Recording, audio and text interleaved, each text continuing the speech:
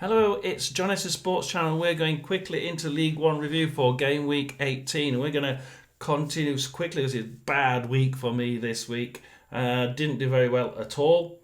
Bolton versus Mansfield we'll go to first, and we have to go to the red card. I don't now looking at it on Sky. I don't actually know whether the guy caught the Bolton player or not. Did Boateng clip him?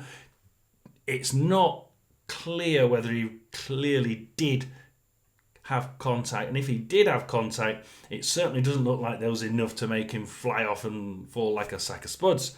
But it was a two-footed challenge. Didn't get the ball. It was always going to be a second yellow. It has to be for a two-footed challenge that doesn't hit the ball. Why did he do it? Halfway line, the ball wasn't causing any trouble. It wasn't likely to cause any immediate trouble to Mansfield. And in the position it was, halfway line, it certainly wasn't in any immediate danger of going in the net. So it was a rather harsh challenge at the wrong point in the game. 70 minutes, just when you're 1-0 up and you don't need to be causing any more stress to Mansfield. He gets sent off.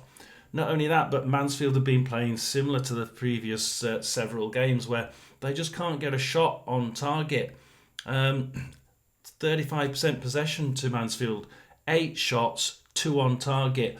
And a number of games we've done lives where we've been looking at them and they've been just shoot it 2 or 3 foot out or 2 or 3 yards out, and they're not shooting. The ball comes in from usually the right hand side, and it goes straight over the in front of the goal, and so a Mansfield player will get it in front of the goal 1, 2, 3 yards out, and you're thinking shoot, and it either goes totally high and wide from 2 yards out, which has happened several times in the last few games, or it just gets passed straight on past without actually having a shot. Mansfield don't seem to be able to have confidence to just shoot when they're in front of goal, and when they do, 2 foot out and shooting high is just insane. And we've seen it. And I've sat here with my Mansfield supporter watching, and we've just gone, how on earth did he miss that? But in stronger language. And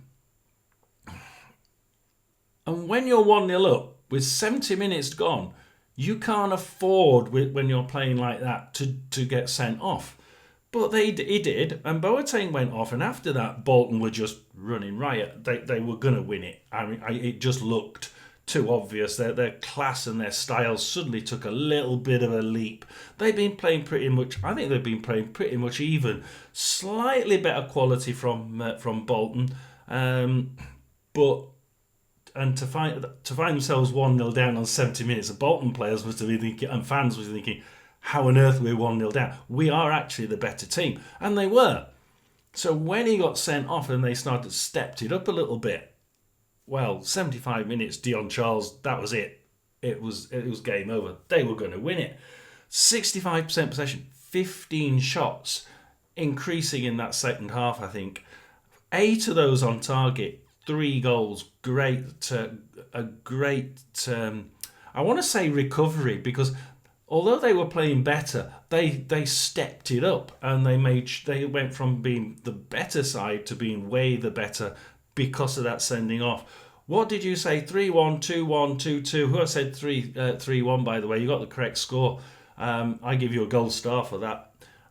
We said 2-2 because I agreed with the guy, with whoever said 2-2, because I thought Mansfield can score. They play some really pretty football. They can, and they have the ability they get in the position to score goals. If they can shoot a few more times, they might be able to get 2. Now, we said 2-2. It was 3-1 to Bolton. We don't claim anything for that, and we go on to Charlton versus Crawley. Now, Charlton versus Crawley, one of those games where we looked at, and we'll go for what we suggested first.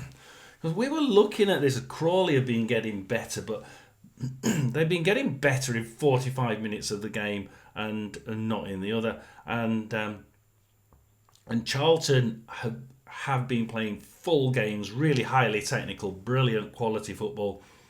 or just not seeming to turn up for the whole 90 minutes. And I thought, well, even if Charlton don't turn up, I think that they'll be able to do more in that 45 minutes that Crawley don't play their best football. And then Crawley will be on the back foot trying to come back. And coming back against a team like Charlton may be a little bit difficult. So you were saying 1-0, 1-0, 2-0. And I went with the lower one of that. I think 1-0 is probably about right. I think that they may not turn up and they won't score 2. I think they'll score 1. Crawley coming back against Charlton, like I said, would be quite difficult. So we said 1-0. It was 2-1 to Crawley. Now, I have to say, it was one of those games where you saw Crawley get that first goal, you're thinking, okay, they'll shut up shop now. And from my point of view, looking at this, it looked like that Crawley did have 45 minutes good play. 20 minutes in the first half, 20 minutes in the second, where I thought they played absolutely cracking football. Funnily enough, the 2 20-minute slots happened to be where they scored their 2 goals. It does. Charlton, on the other hand, for the rest of that game, were on top. And they were absolutely firing on all cylinders. They showed their technical ability, but that Anderson goal, what was a goalkeeper thinking, parrying it straight to Anderson? And then the back line, where was it? Forward think, guys. You need to be forward thinking. There was no advanced thinking of where that ball may go if our goalkeeper, as he did, parries it out. He could parry it anywhere. The back line needs to get back to defend. Should Crawley have a second rebound shot, which they did. Charlton back line nowhere near. One guy sliding in. He's not going to do a thing. He's on his arse going across the line. The ball goes straight into the net. Anderson wins the game. And I just dismayed at Charlton's back line, because Charlton up to that point were, to me, slightly better on the whole 90 minutes. Although it was quite yo-yo-y. Charlton better, Crawley better, Charlton better. Second half, Charlton better, Crawley better. And you think, how do you sort of average that out? On the whole, I think it was quite a good game. It was one for the football connoisseur. I think it was a really good match with some really good quality football. Anyone could have won that one 2-1. On the day, it was Charlton 1, Crawley 2. Don't get anything from it. We said Charlton 1, Crawley 0. And we'll have to move quickly, I think. It was my worst week for predictions ever. We'll move on quickly to Exeter versus Wycombe. Surely Wycombe win this one, don't they? Exeter versus Wycombe. We said 2-0 win to Wycombe, and the reason was everybody's saying 2-1 to Wycombe, 1-0 to Wycombe, 2-1 to Wycombe, 2-0 to Wycombe. I agreed with one of you saying 2-0 to Wycombe, because I think Wycombe have been flying, and although Exeter have played some really good football, and on and off they've played some excellent football, I couldn't see them really being able to do that against a team with such prowess as Wycombe. After all, first place in the table, they're there for a reason. However, Exeter in 11th place at the time managed to get a 2-2 draw. Now, it started with 2 goals from Exeter. Now, I call these dirty goals. They're not dirty in that sense. Okay, I do apologise if an Exeter fan is listening. I don't mean dirty as in nasty. I mean they're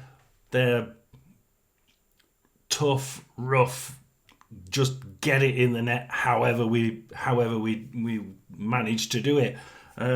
It was literally the ball's free, just push it towards the net and for God's sake try and get it over the line. And it did. Both times. They weren't pretty goals, they weren't technically brilliant, but they did the job and they were 2-0 up. However, you have to admit that the 2 goals from Wycombe were class goals. I love the Cameron Humphreys goal. He occasionally did 1 or 2 for Rotherham like that, and he's capable of doing those long shots and curling them into the far corner.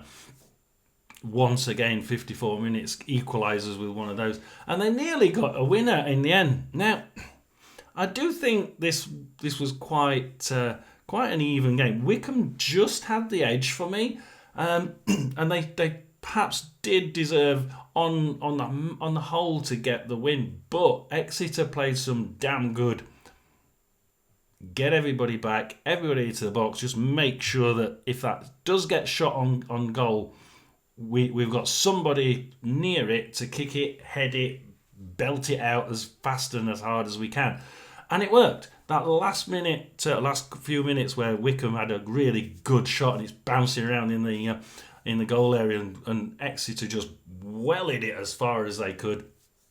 That was typical of what Exeter were doing, and it worked against a side that were just had that technical edge all the way through the game. 47% possession to Exeter, only 6 shots on target, which when they're defending as well as they were, you're not going to get an awful lot of shots at the other end. 2 shots on target out of that, and 2 goals. Now, like I said, they were dirty goals. They weren't nice and technically brilliant. They weren't marvellous goals that you're going to get man of the goal of the year from. But they worked, got them 2-0 up from 2 shots on target. You can't ask for more, can you? But then Wycombe started to come back because they sort of realised that 22 minutes, 2-0 down, we have to start trying a little bit harder. And that's where they started to they didn't suddenly ramp it up, they slowly ramped up the pressure more and more until in the second half they were just pushing a little bit more and stopping Exeter getting out of that half quite as often as they were in the first. 53% possession, 10 shots, 6 on target, 2 goals. That's actually not too bad. I would have expected a few more goals, a few more shots on target from a team as with such technical prowess as Wycombe are showing at the minute.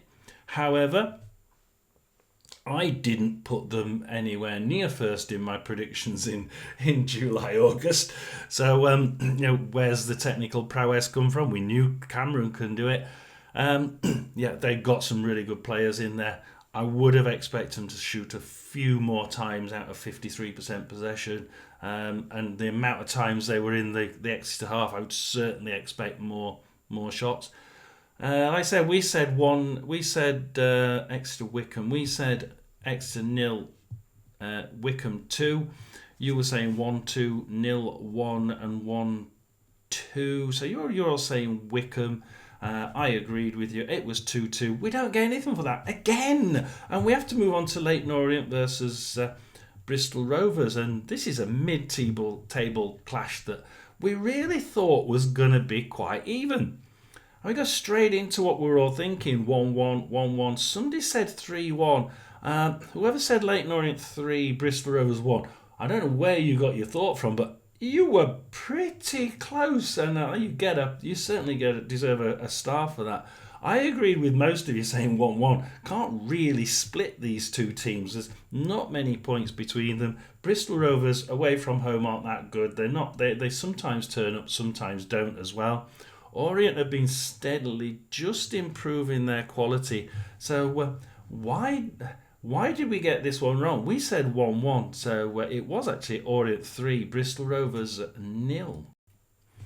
Now, Bristol Rovers, masters of their own downfall here, weren't they? Did they turn up? No. Did the defence turn up? God knows where they were. How many times did Bristol Rovers just gift the ball to Leyton Orient and say, put it in the net? At least two of those goals were just, probably all 3, were just, we'll let you have the ball, just go and put it in the net, guys. Leyton Orient were the better side. Absolutely. From the off, Leyton Orient were the better side. Bristol Rovers, to me, were absent without leave. AWOL. There was nobody in that team that seemed to make any difference. The only person in the Bristol Rovers side, I would say, was their goalkeeper. He did make a couple of really good shot saves. He was the only one to appear to be trying to play football.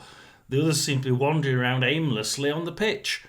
And we keep saying, oh, Bristol Rovers can turn up or they might not, and in this game they clearly didn't. The stats, actually, I think 39% possession to Bristol Rovers is a little bit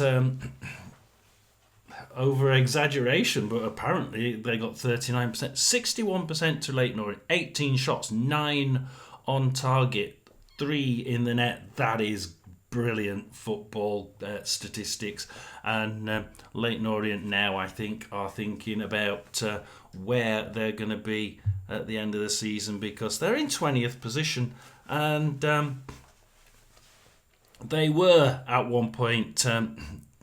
They were above Rotherham, with Crawley above Rotherham, and they were, after that first goal, actually they put Rotherham into 24th position, into fourth from bottom. So we were actually in the relegation zone. And you look at 39% possession, Bristol Rovers, 3 shots and 0 on target. And it says it all, doesn't it? Leyton Orient 3, Bristol Rovers 0. We said Orient 1-1. We couldn't really, as long as Bristol turned up, we couldn't really see there being much difference. But on the day, there clearly was. Bristol didn't turn up. Gifted Leyton Orient all 3 goals, and Leyton Orient came away winners 3-0. And again, we don't get anything. Let's go on to the Rotherham game and hope I get a better result, or perhaps not. What did we say? Now, this is one of those games where Sky's review of this isn't actually as good as if you go onto the Rotherham site and actually have the long video of the game. Rotherham played pretty poorly, and to be honest, there were the referee had an absolute dreadful game. There were at least 2 instances where Rotherham perhaps should have got a penalty in there.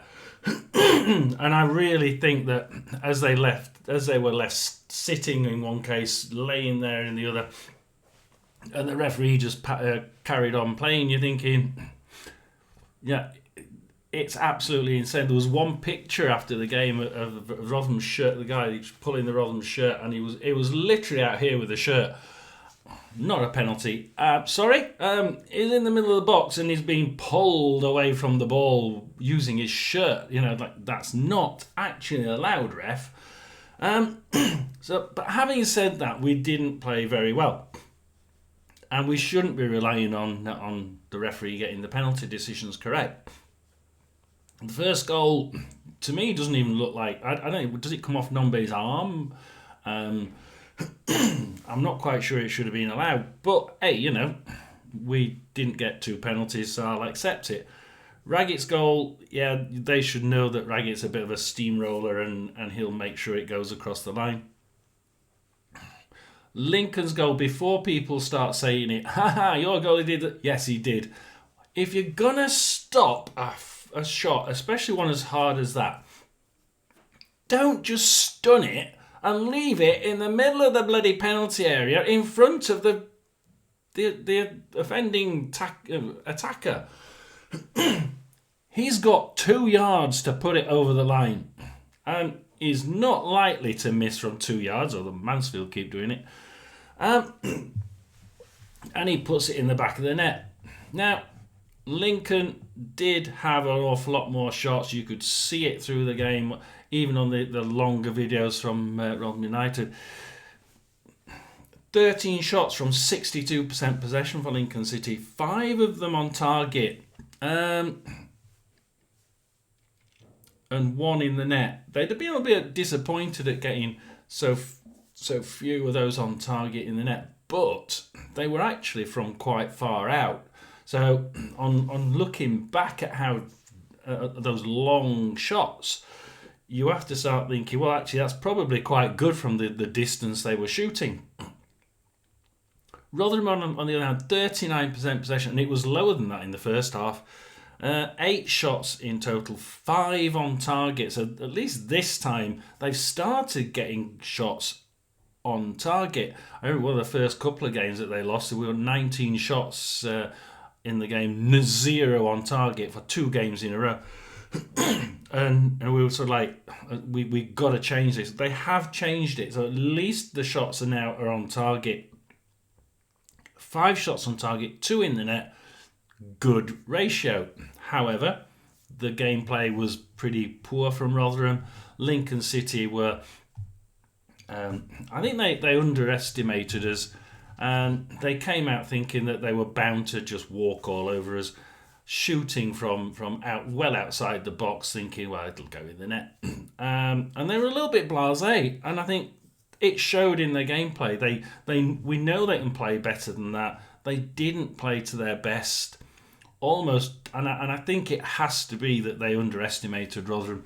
We can actually play good football. We didn't on this day, but we certainly played well enough to win the game, and we played well enough to totally outwit Lincoln City, who thought they were going to totally railroad us. 2-1 was the score.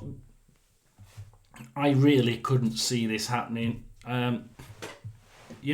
Two of you got it right. What did you say? 2-1 to Rotherham. 2-1 to Rotherham. 1-1.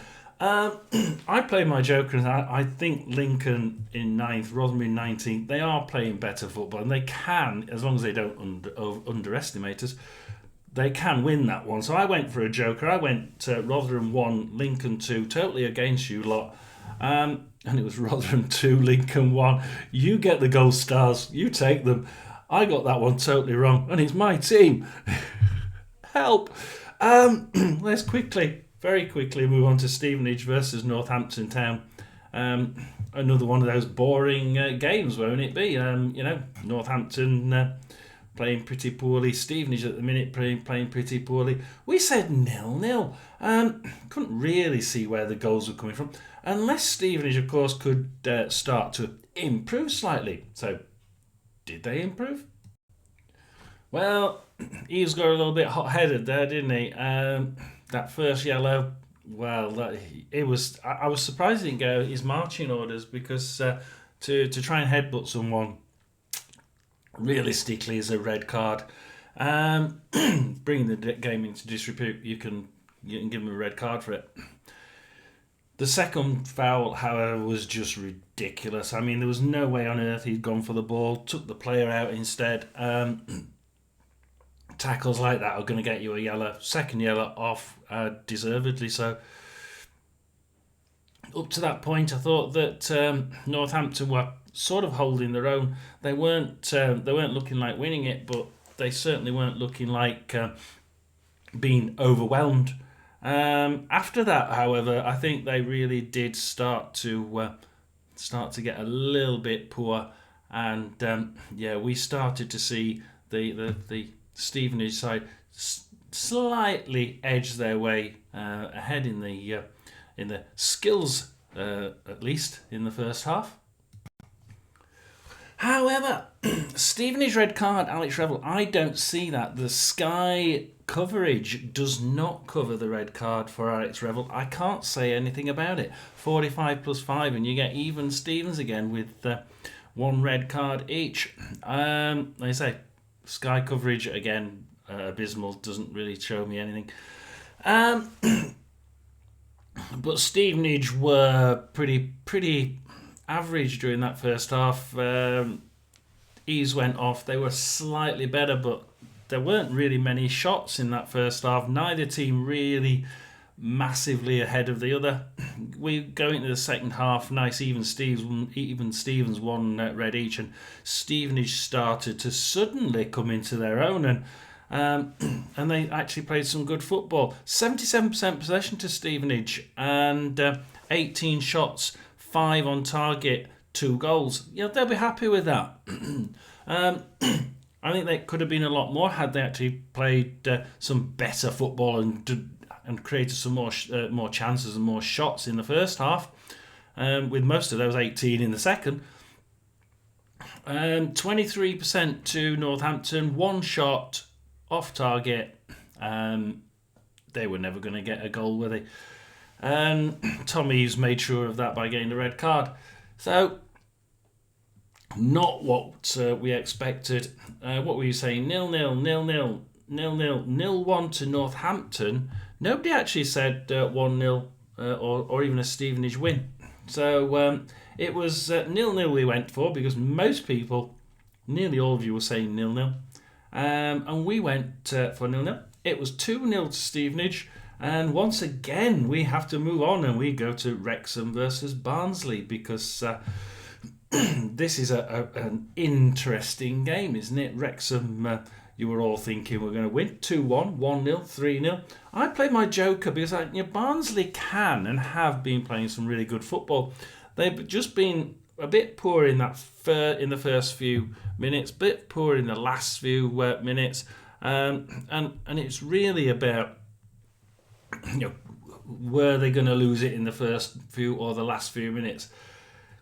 In the end, it was lost in 90 plus 2 minutes, and Wrexham managed to get that goal that made the difference. 47% to possession to Wrexham, 12 shots, 7 on target. Barnsley again just not quite having the quality in the final third, and 53% possession, so they had the ball.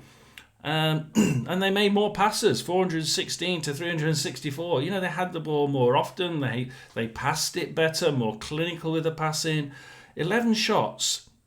So they'd be slightly disappointed with that. 2 on target, which is pretty... that's certainly not what the sort of figures you're really wanting to get from a top half League One side. The lack of clinical finishing here did Barnsley, and it ended up Wrexham 1, Barnsley 0, with Barnsley just not being able to get past that brick wall back 5, which seems to be flummoxing quite a few teams this season. Watching the goal for Wrexham, and there's a back line of 6 Barnsley players, 6, trying to make a really solid wall for Wrexham not to get through. And Ollie Rathbone, well, we know him from Rotherham, he can be a brilliant player. He can also be very lazy, but at this time he wasn't lazy here. He was absolutely clinical with that goal. 90 plus 2 minutes, Ollie Rathbone. And Barnsley just, they managed to get up and going in the second half, and they had their first shot in the second half. And they managed to get a few shots at target, and their third place goalkeeper for Wrexham now, apparently not very steady on his feet. He didn't look quite as comfortable in goal as their previous 2 goalkeepers, and you can see that we're starting to see something slipping in the Wrexham side. A couple of those saves were just not quite League One class. However, they've got a back 5 in front of that seems to just be able to stop most teams in that league, including Barnsley. It was Wrexham 1, Barnsley 0, and deservedly so. In fact, you probably would have expected it to be 1 or 2 more. What did we say? Well, you said 2-1, 1-0, 3-0. I couldn't really see it being that much of an easy thing. I thought that Barnsley may be able to turn this one round. I went with a joker, 2-1 to Barnsley. No, one of you got it right, 1-0 to Wrexham, and again we don't get anything. That is turning into a nightmare review, isn't it? I think we have to go to the stats first here, and 40% play to Huddersfield Town, 17 shots, 5 on target, 1 goal.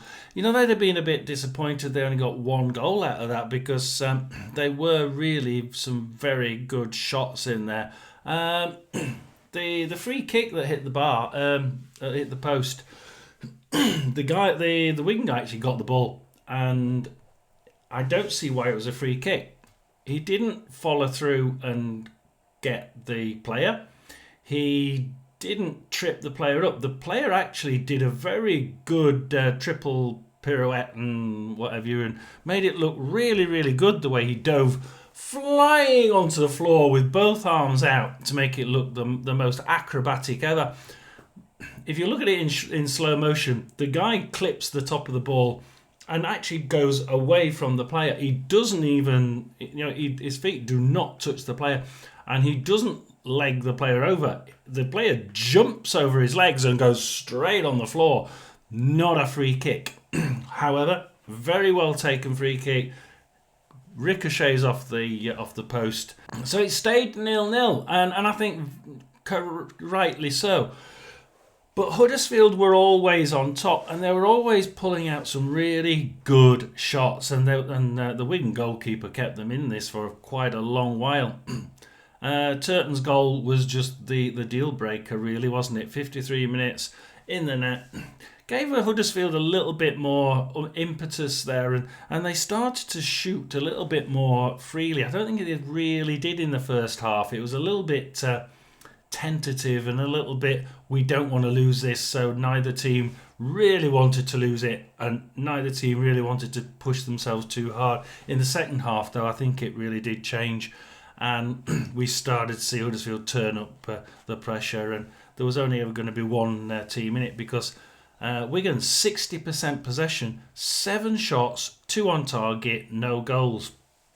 7 shots from 60%, and they had 533 passes, apparently, against Huddersfield's 354. So they were passing it around. And if you look at the game, they had the ball. They did have the ball more during the game.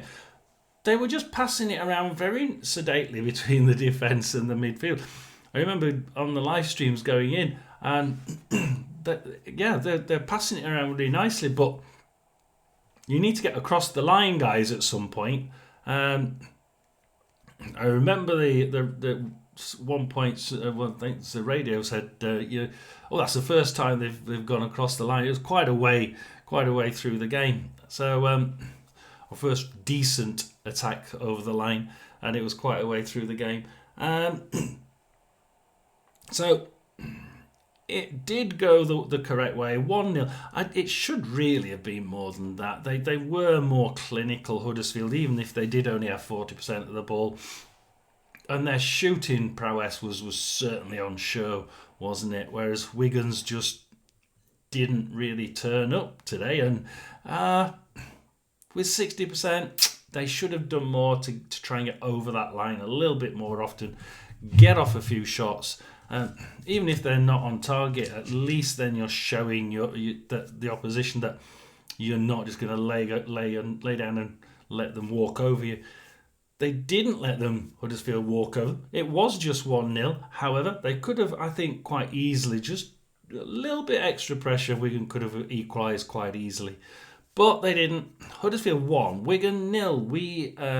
We'd sort of gone 1-0, 3-0, 2-1. You're all going to get all going for Huddersfield. I agreed with one. I said 1-0 to Huddersfield.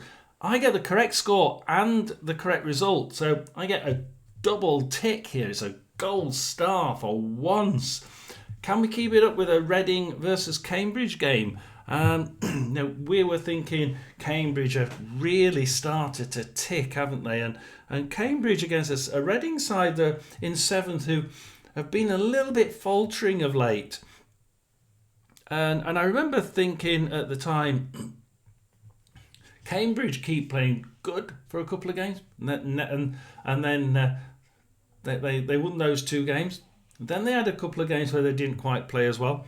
Then they start playing a couple of games decent, and you're thinking, I can see them starting to click. So did they click? Wasn't actually a bad game, Reading Cambridge. Reading actually played quite well, and they played probably a lot better than what we thought they would do.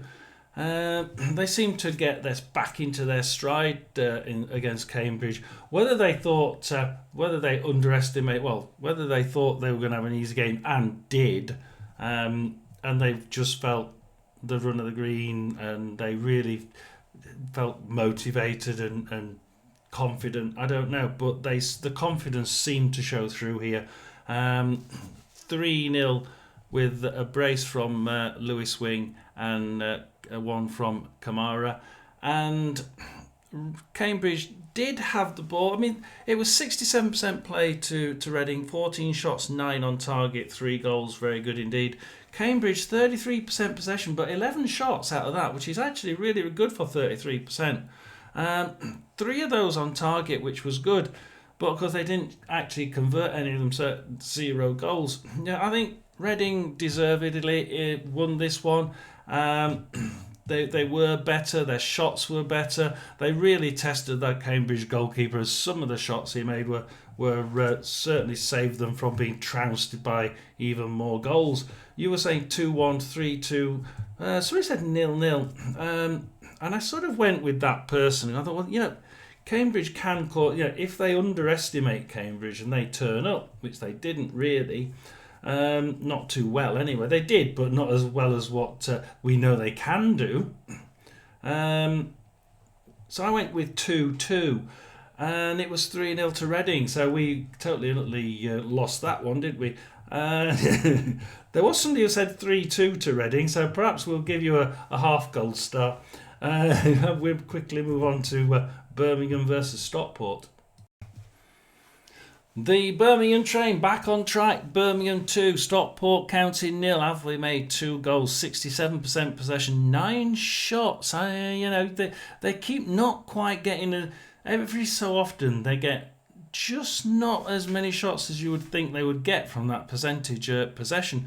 Again, 9 shots, 5 on target though. So when they are shooting, it's on target, and very strong, very good hard shots as well.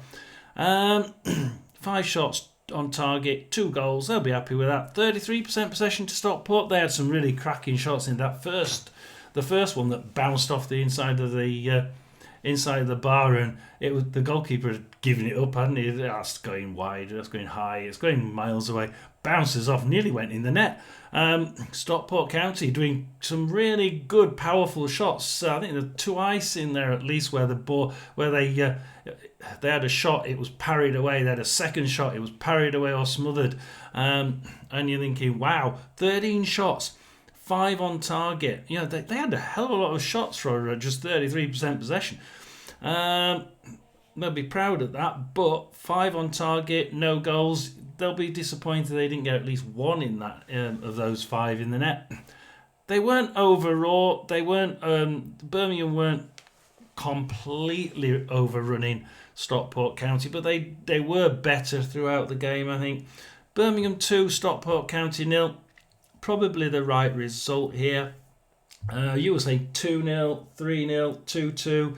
I went with 2-0, and guess what? It was 2-0. That's my second correct score and correct result. And we'll go on to Peterborough against Burton and see what we can do.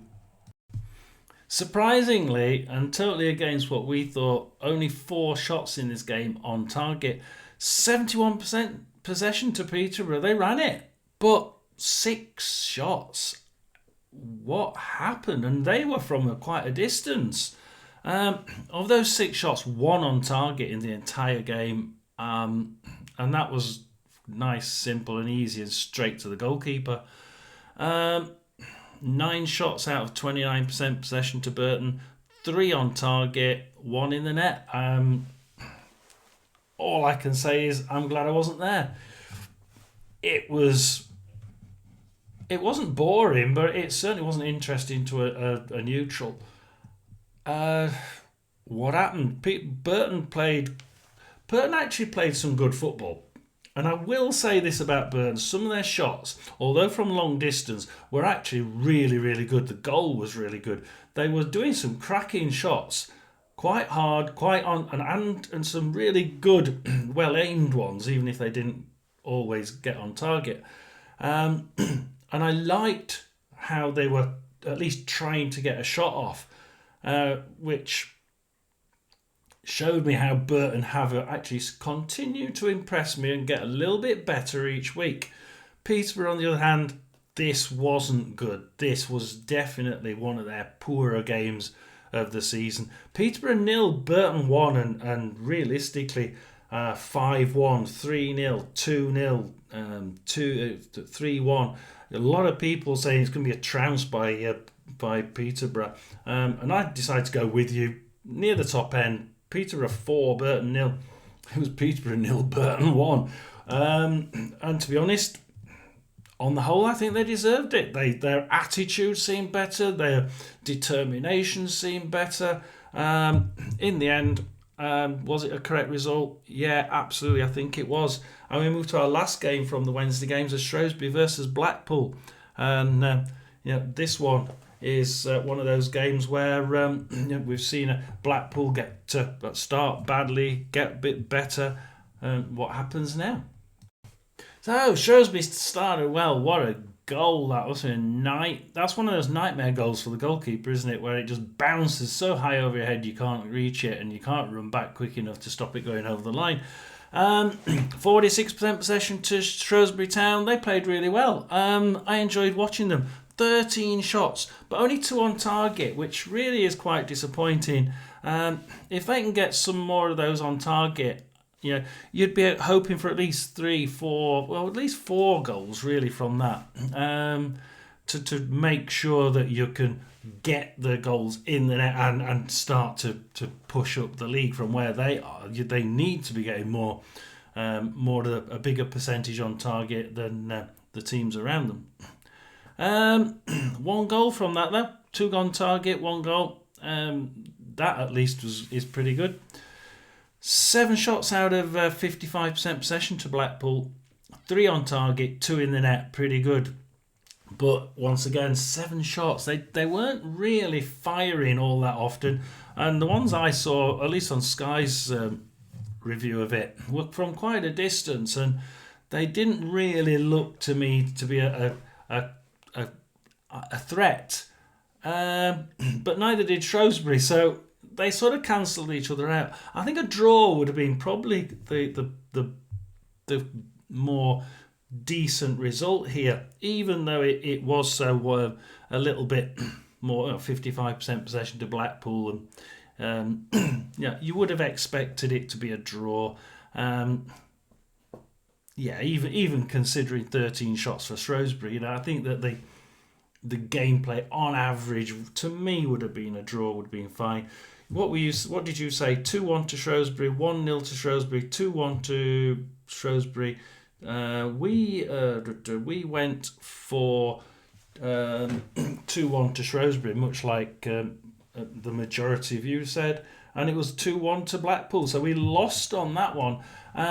Please do like and subscribe. Do need lots of likes. I certainly need some more subscribes. Got hit this week with a copyright strike, so I won't be on this weekend.